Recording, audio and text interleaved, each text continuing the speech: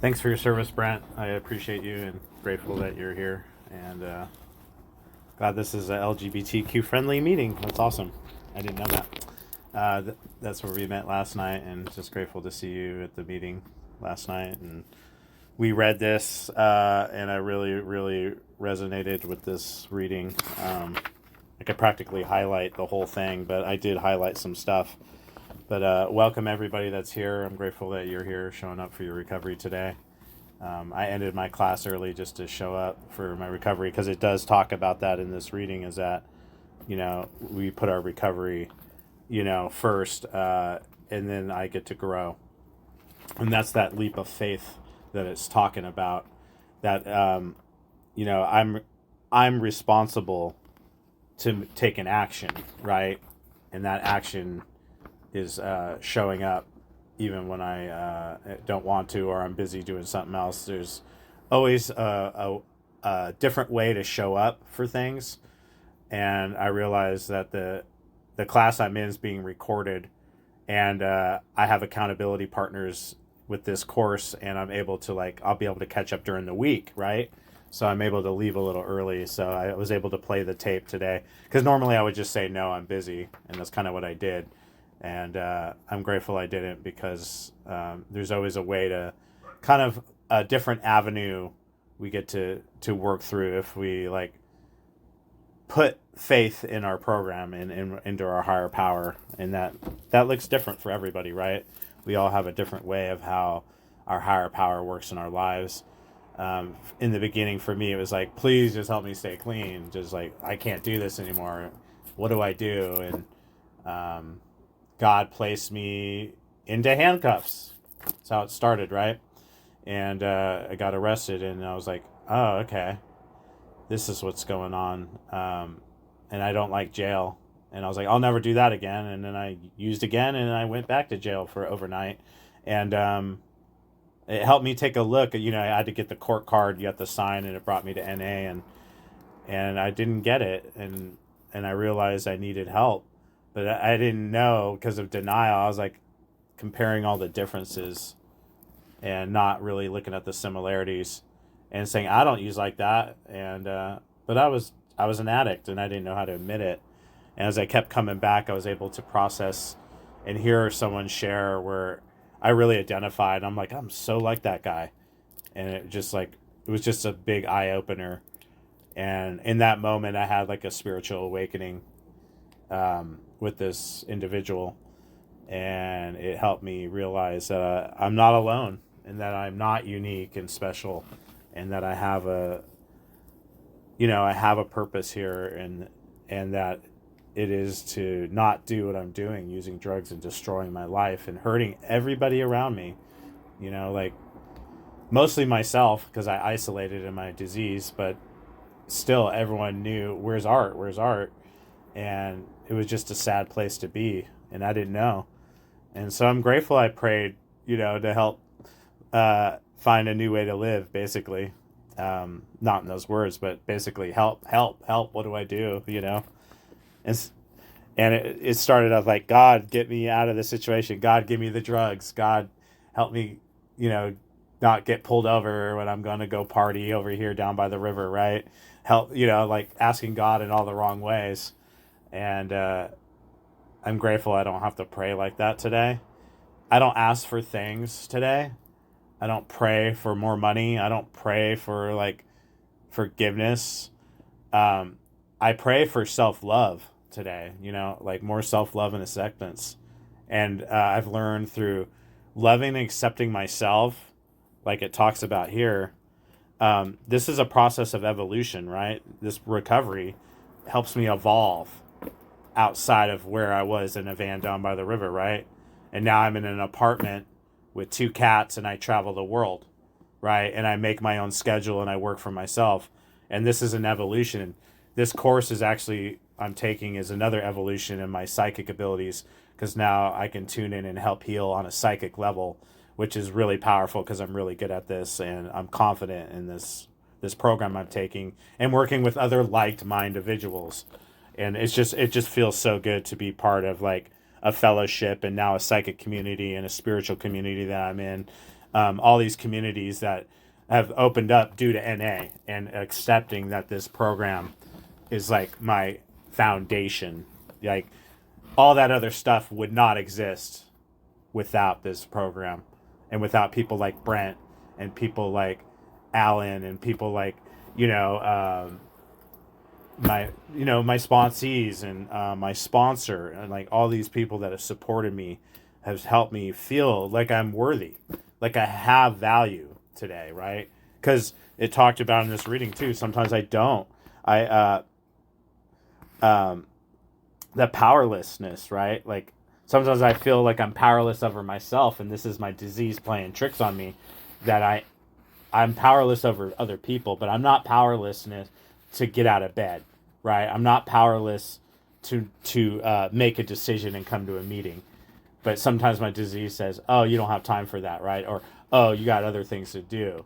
And that's my dishonesty, right? That's my excuse and justification and rationalization that I can make a different choice because, the ego is funny. Like my ego tells me, oh, I don't need to do that program sometimes, right? Or I don't need to go to a meeting or I'm just fine, right? And I deny like my feelings because I grew up in a home, an alcoholic home that told me that it's not okay to cry and it's not okay to express yourself. And so I still am challenged a little bit with expressing myself as like, not so much with happiness and joy and gratitude, but sadness and fear and anger, right? Anger, especially because I don't want to be like my dad. But I am like my dad and I am like all of you in certain ways, right? And we all have similarities and we all have differences. But the thing is that this learned behavior still, in 3 more days, I was looking at the clock, I'll have 18 years. June 18th, my brother's birthday, which I lost my little brother. And he's the reason why I came to NA, really. He's the one like helped me get clean. He passed away and due to the disease. They killed him in jail, but let alone he wouldn't have been in jail if it wasn't for his disease. So the disease killed him, straight up.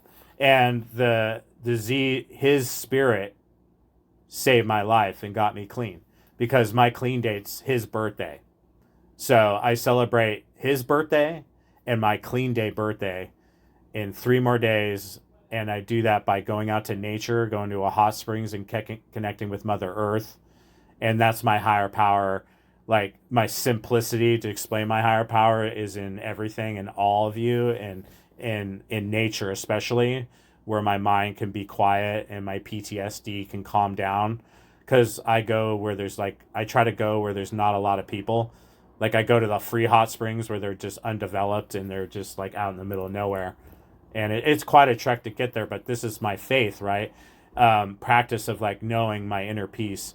And inner peace is always with me, but I don't have to go to the hot springs today to get that, but it does enhance my happiness when I'm out there because I'm disconnected from all the distractions of my disease, like the Wi-Fi and my computer and my phone. None of that stuff works out there because there's no internet or Wi-Fi and the phone doesn't work. And that's how I connect and quiet my mind and slow down and get present with Artie. And I call myself Artie sometimes because that's the little wounded child in me that was neglected and abused and, is part of my identity today. Like I bring that in as my identity because that little person needs to be acknowledged and loved. Because that child, when it doesn't get acknowledged and loved, it acts out for failure. And it cries out for attention, and my character defects become not assets anymore. And that's when I know I've lost touch with my faith and the God of my understanding. And I'll read this. I know I'm not doing my higher power's will when all that noise in my head goes away. I know I'm doing my higher power's will when I know all that noise in my head goes away. So that's a simple way to explain what God will and what isn't God's will. And people like love to get it super complicated, especially when we're new. Like I remember like, what's God's will and what's my will? And to let you know, it's really simple for me is God's will is love, caring, and understanding, compassionate, peaceful, present, and grounded and in reality. And my will is selfish, self-centered, doesn't listen, arrogant, think I know everything. It's prideful. It deflects. It's dishonest. It makes up stories. It interrupts people. It doesn't listen, right? That's my will. Hurry the fuck up, get out of my way. Excuse me, don't you know I have somewhere to be, right? Self-centeredness, selfish. Um, and so, and God's will is like I'm breathing and I'm talking slower and I'm taking my time, and I'm grateful. I'm looking at the sun and I'm feeling the energy and I'm like, wow, what a beautiful day. Like that's God's will for me. It's like, oh wow, what a beautiful share. I'm so sorry they're going through that. I'm sending them love right now when I hear someone suffering right in the rooms, and like I send them a little prayer in my head, right? I'm like sending them some good energy. That's God's will for me.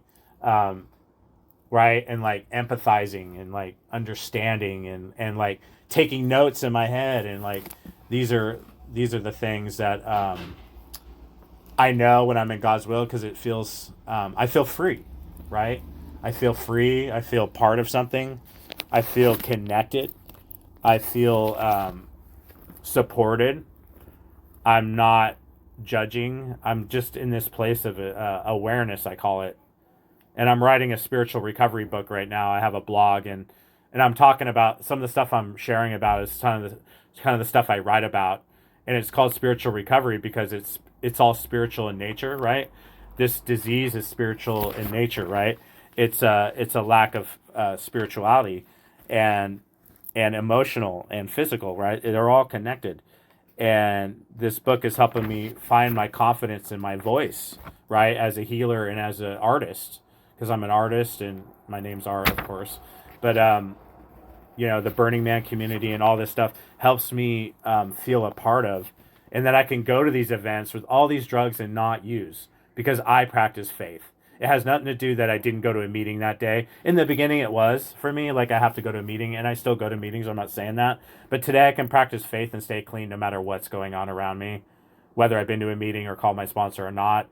For me, it's that conscious contact with the God of my understanding. And that's the faith I practice on a daily level. And I put that thing first, because I get up, do my prayer, get on my knees, turn to Beloved, my guru, and give it all, and give all my attention, and say thank you for this other day of life, and help me, guide me in my recovery and show me how to live, right? And the serenity prayer, I do that religiously, 8 to 12 times a day throughout my day. I practice that, and just kind of like turning my attention out of my head into my heart space, I call it.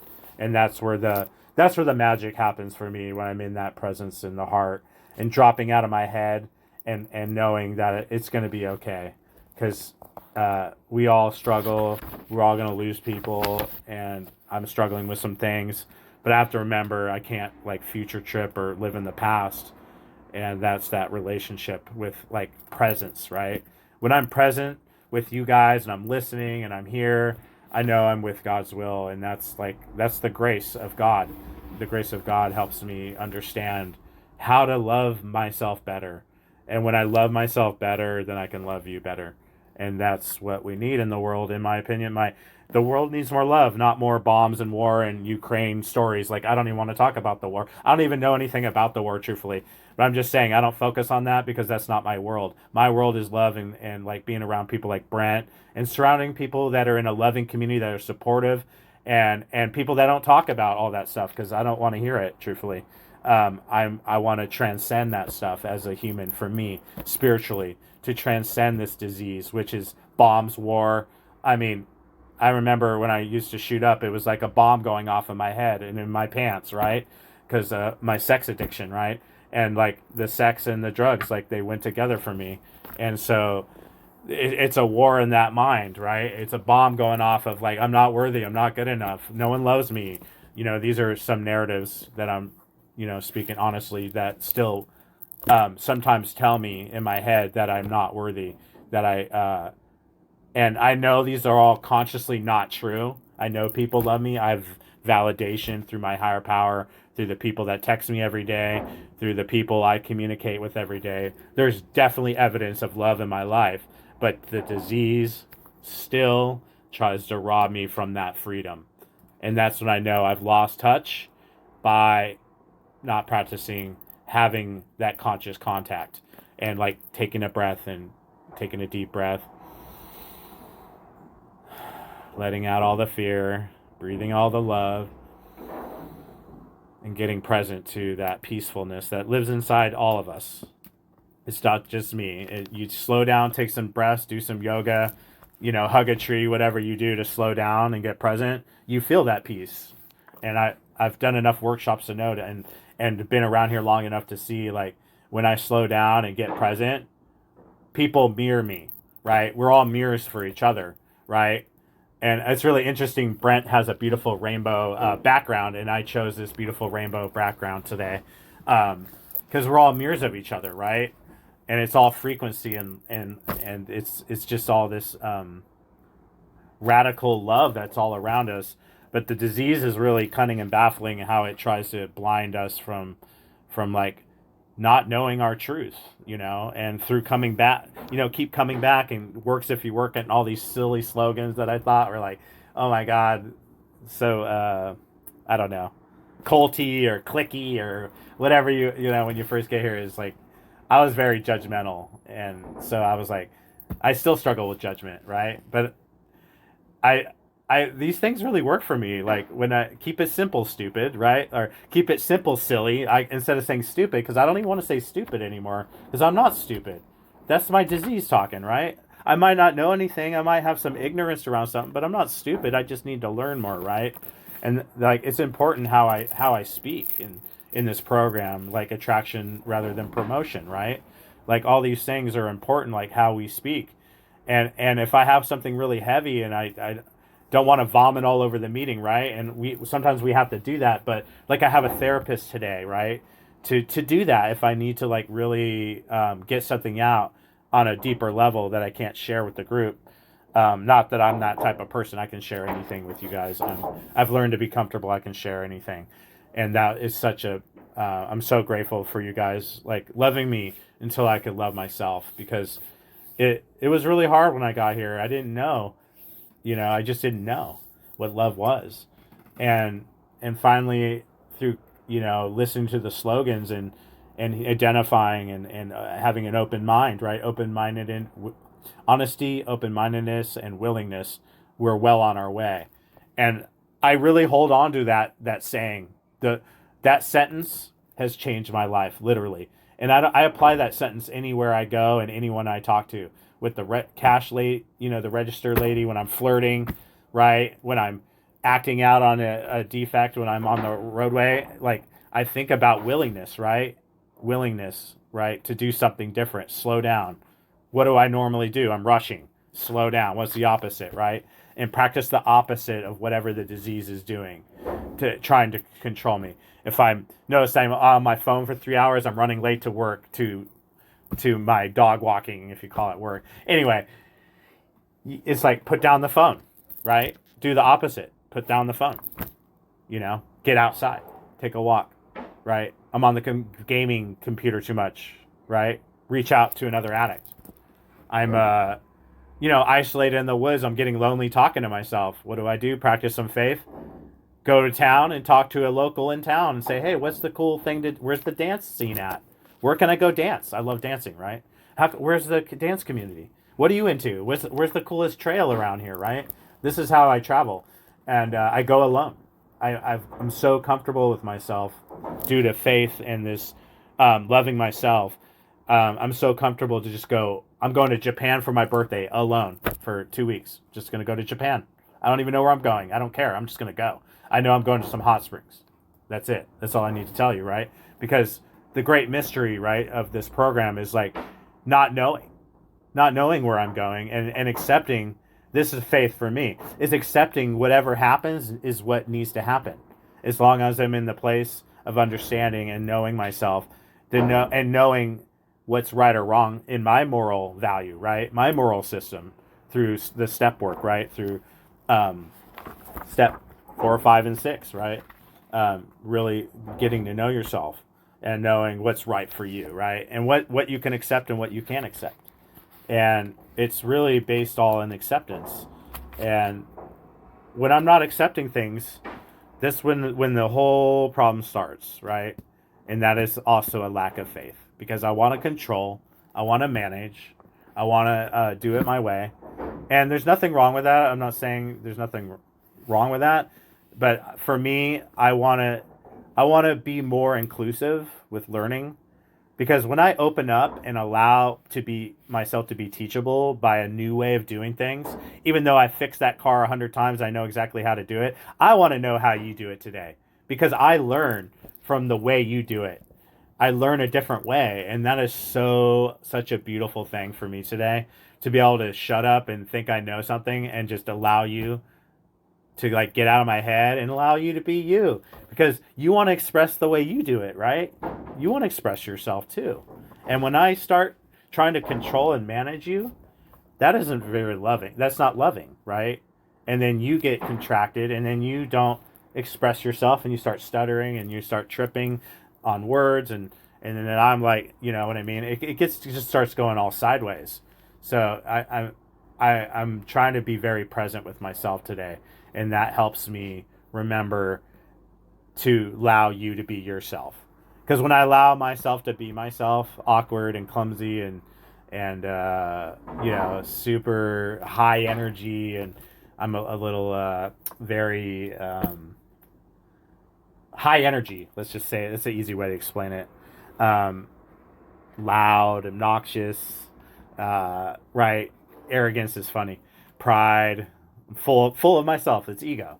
Um, but that's not really who I am. It's just an identity that I made up from my childhood. And as I still make up today, I'm making a new identity, right? There's nothing wrong with ego. Just knowing when you're in it and when you're acting from that place is really important, because I've learned my relationships are starting to really finally flourish around 5 years clean. I had another big breaking of around a relationships of like really just loving who I am, and like and how I work, and seeing how I operate, and I just can see now when I'm doing the ego thing, and trying to sound good, and like da da da da da.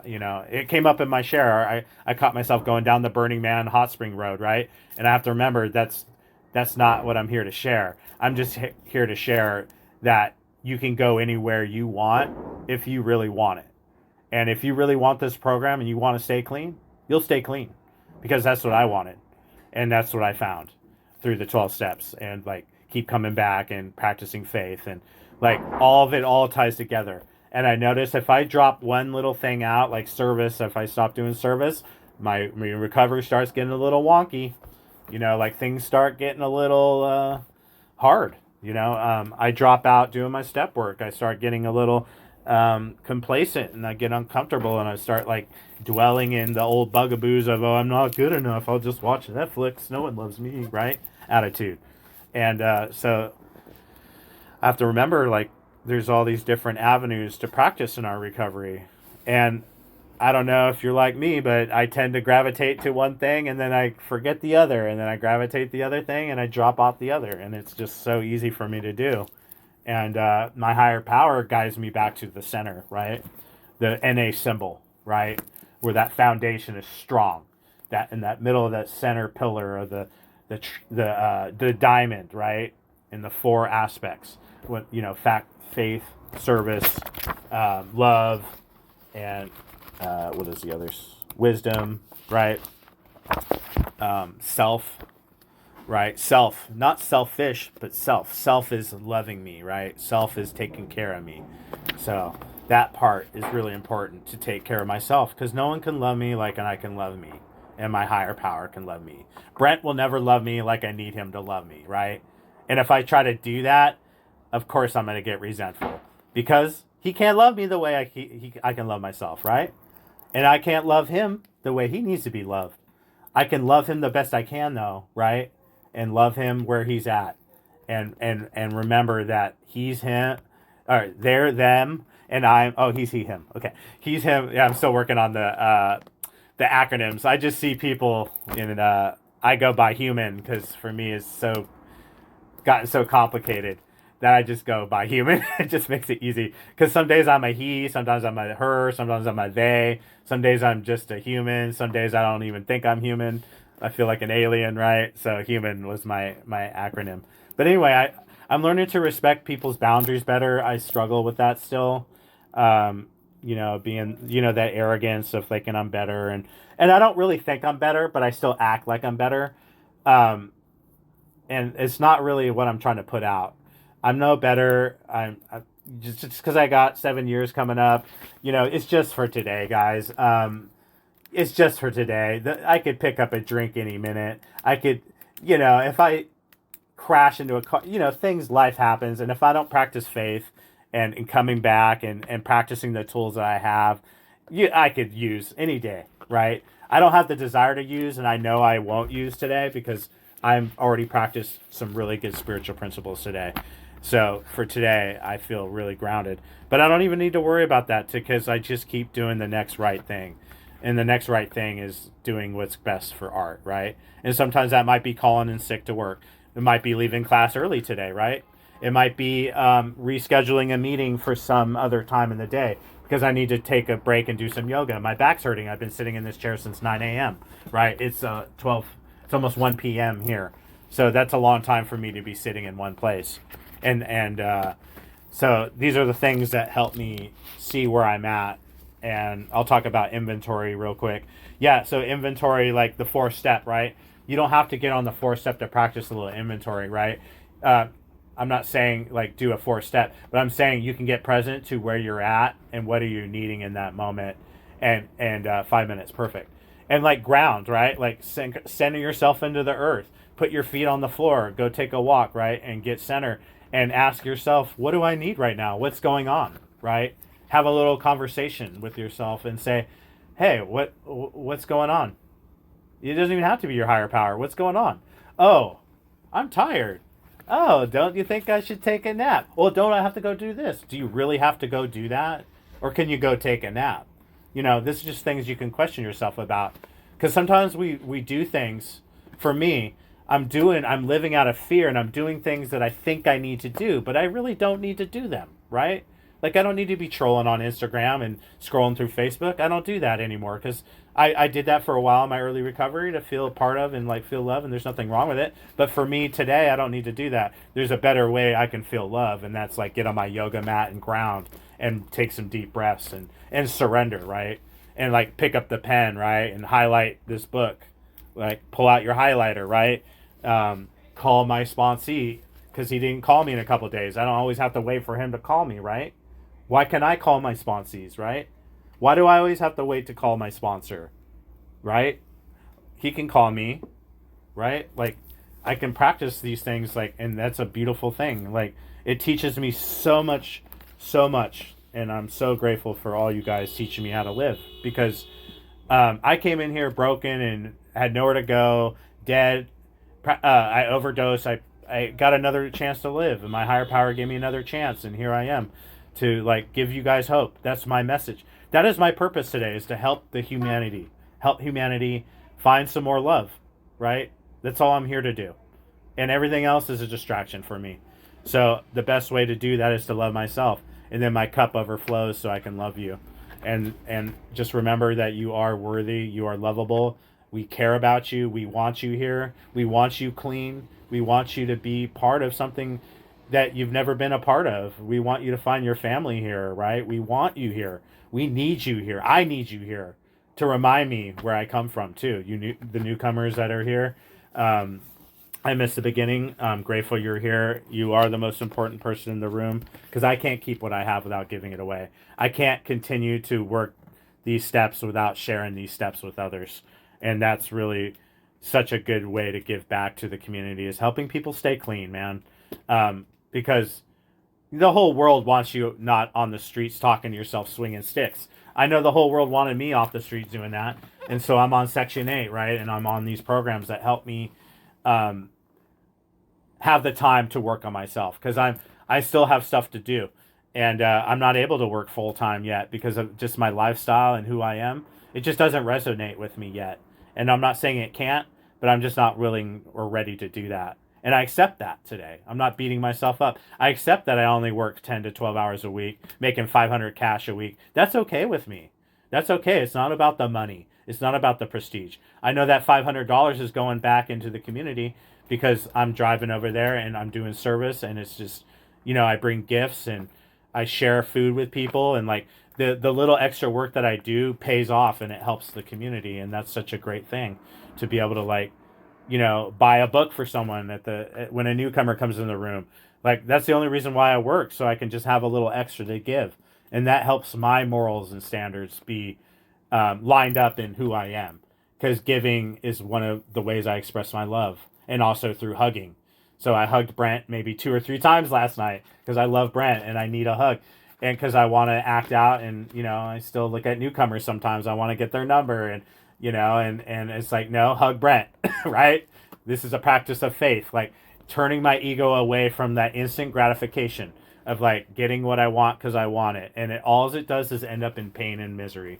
And I know that today, but doesn't mean I don't fall short sometimes and act out on my character defects, just because I work step 4 twice doesn't mean I've, don't have defects. For me, that's not true. But for me, when I practice faith, love, and understanding, kindness, and like self-compassion and acceptance, my defects don't exist. They can't exist in a place of love for me. They don't exist there. So, but every moment's a choice to choose. And that's what faith is. It's a choice to choose. So, one more minute. Yeah, I'm grateful Brent asked me to share. I hope I, touched on some of these key points in this reading.